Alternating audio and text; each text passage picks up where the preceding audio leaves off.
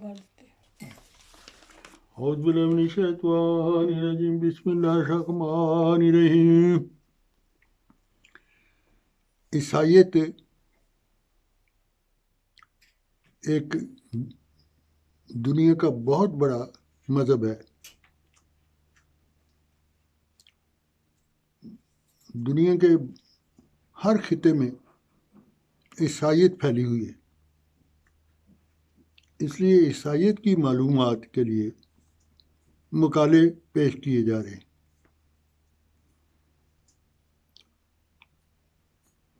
آج کا مقالہ صلیبی قربانی یا جبر۔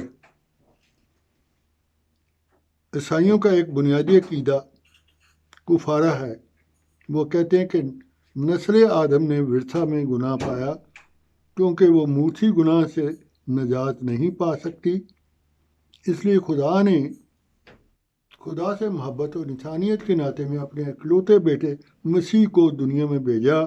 وہ صلیب پر جان دے کر اور لعنتی موت قبول کر کے دنیا والوں کے گناہ اپنے ذمہ لے لے۔ یہ ہے وہ کفارہ۔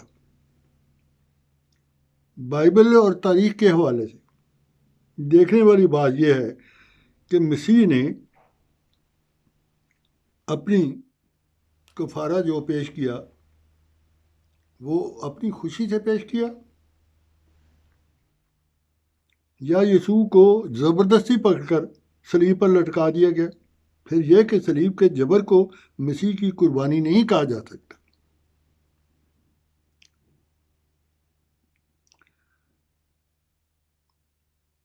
کیا مسیح کی یہ دلی خواہش تھی کہ میں نے بنی آدم کی خاطر خود کو قربان کر دوں کہ بنی آدم کے گناہ سے نجات پائیں، تاکہ بنی آدم گناہ سے نجات پائیں؟ لیکن یہ صورتحال جو ہمیں نظر آ رہی تاریخی طور پر بھی، مسیح نے صلیب کے بچنے کی اللہ تعالیٰ سے دعا بھی کرتے تھے، اگر ہو سکے تو یہ موت کا پیالہ مجھ سے ٹل جائے۔ پھر دیکھنے والی بات ہے کہ مسیح کی یہ دعا سنی گئی ہے یا نہیں۔ بہرحال صلیب کی موت کی اس گھڑی کے ٹل جانے کی وہ مسلسل دعائیں کرتے رہے۔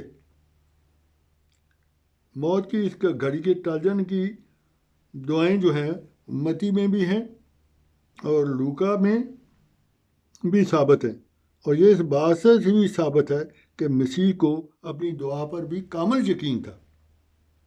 پھر عیسائی وہ خدا کے بیٹے کو مصلوب بھی مانتے ہیں، وہ مصلوب بھی مانتے ہیں کہ وہ صلیب دے دی گئی انہیں، وہیں اس کی موت واقع ہوگی۔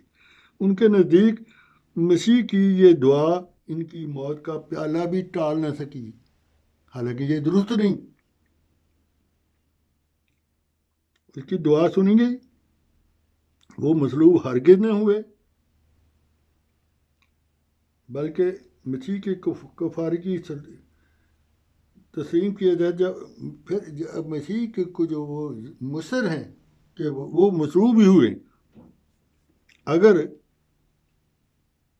یہ وہ مصلوب مانتے تو ان کے نزدیک مسیح کی یہ دعا سے موت کا پیالہ نہ ٹال سکی،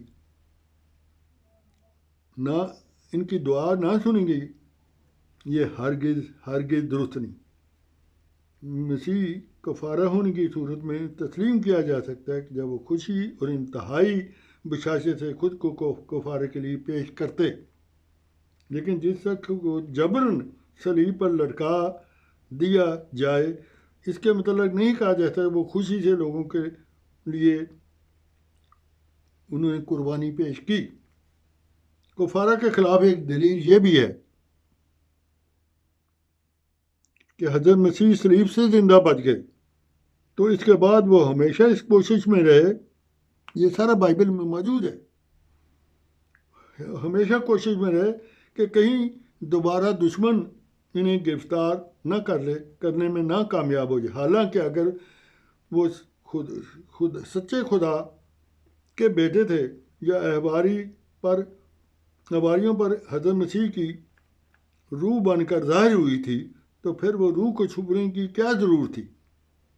وہ ہر ایک کے سامنے آتی اور کہتی کہ تم میں طاقت ہے تو مجھے مار مار دکھاؤ، مگر انجیل ان کے زندہ بچ جانے کے ذکر موجود ہے۔ بعد میں وہ دشمن سے چھپتے پھرتے تھے۔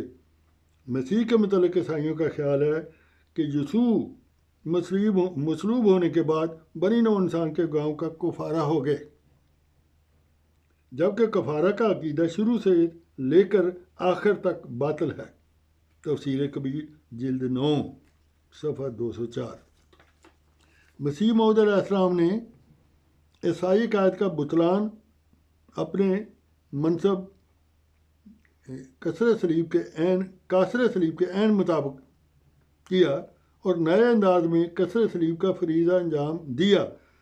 عیسائی عقیدہ کے مطابق نسل آدم نے ورثہ میں گناہ پایا، چونکہ وہ اس موسی گناہ سے نجات نہیں پا سکتی، اس لیے خدا نے محبت انسانیت کے ناطے سے اپنے اکلوتے بیٹے کو بھیجا اس دنیا میں، کہ اس اکلوتا بیٹا صلیب پر جان دے کر لعنتی موت قبول کر کے دنیا والوں کے گناہ اپنے ذمہ لے لے۔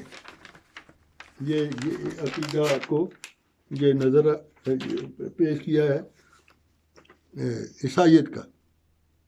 لیکن حضرت مسیح موعود جو قاصر صلیب ہیں، قاصر صلیب کا فریضہ انہوں نے ادا کیا، آپ نے بائبل، قرآن کریم، احادیث اور دوسرے تاریخی ذخائر سے اس بات کو ثابت کیا کہ قطع نظر اس کے کہ نسل آدم نے گناہ ورثہ میں پایا یا نہیں پایا، مسیح خدا کا اکلوتا بیٹا ہے، وہ در حقیقت صلیب پر فوت نہیں ہوا کہ اس نے لعنتی موت مرنے یا نسل آدم کے گناہوں کو اپنے ذمہ لینے کا پھر سوال ہی پیدا نہیں ہوتا۔ عیسائیوں کے عقیدہ کفارے کو غلط بنا دیا، آپ نے غلط بنا دیا۔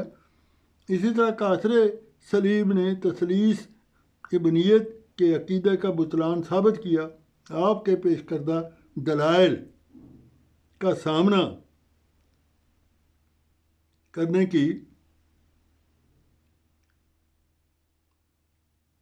کسی پادری میں قدرت نہ تھی۔ عیسائی علماء اور پادری ان دلائل کا سامنا کرنے سے ہمت ہی نہ پا سکے اور گھبرا کر انہوں نے بطور پالسی یہ وتیرہ اختیار کر لیا کہ اس بارے میں احمدیوں سے کوئی بات ہی نہ کی جائے، الغرض اسلام کی صداقت ثابت کرنے اور مخالف اسلام طاقتوں کو پسپا کرنے کے لیے آپ علیہ السلام نے جو زبردست علمی روحانی دلائل اسلام کی ثابت کرنے کے لیے پیش فرمائے، آپ نے کسر صلیب کے عظیم الشان فریضہ ادا کیا، جو لٹریچر پیدا کیا، آج اپنا کام پورا کر چکا ہے آپ کے قلمی جہاد نے، جو اسلام پر فرض مدافعت ادا کیا۔ ایسا لٹریچر یادگار چھوڑا کہ اس کی قدر و قیمت آج بھی موافق اور مخالف کے دلوں کو تسلیم کرنی پڑتی ہے۔ مسیح ہندوستان میں ان کی تصنیف ہے، تحقیق ہے ان کی۔ اپنی عظیم تحقیق میں مسیح علیہ السلام کی توحید خالص کی گمشدہ تعلیمات اور حضرت مسیح علیہ السلام کی صلیبی موت سے نجات، اور بعد میں اپنے گمشدہ اسرائیلی بھیڑیں یعنی 10 جلا وطن قبائل کی تلاش میں وہ ہندوستان کی طرف انہوں نے ہجرت کی۔ مسیح علیہ السلام 120 سال کی عمر میں کشمیر میں آپ نے وفات پائی، اور ان کی سری نگر محلہ خانیار میں آپ کی قبر کا پایا جانا گویا آپ کی تحقیق میں سر فہرست ہے۔ مسیح ہندوستان میں یہ شامل ہے کہ 1 صدی سے کچھ زائد عرصہ قبل جب مسیحیت مذہب اور سیاست کے لحاظ سے اپنے عروج پر تھی، آپ نے مسیح علیہ السلام کی پراسرار زندگی کے متعلق جو انکشافات فرمائے، اس سے کسر عیسائیت کی بنیادیں ہل گئیں۔ آپ نے فرمایا آئندہ زمانے میں بھی آپ کی تحقیق میں حقائق کی الہی منشا کے مطابق مزید انکشافات ہوں گے مسیح ہندوستان میں۔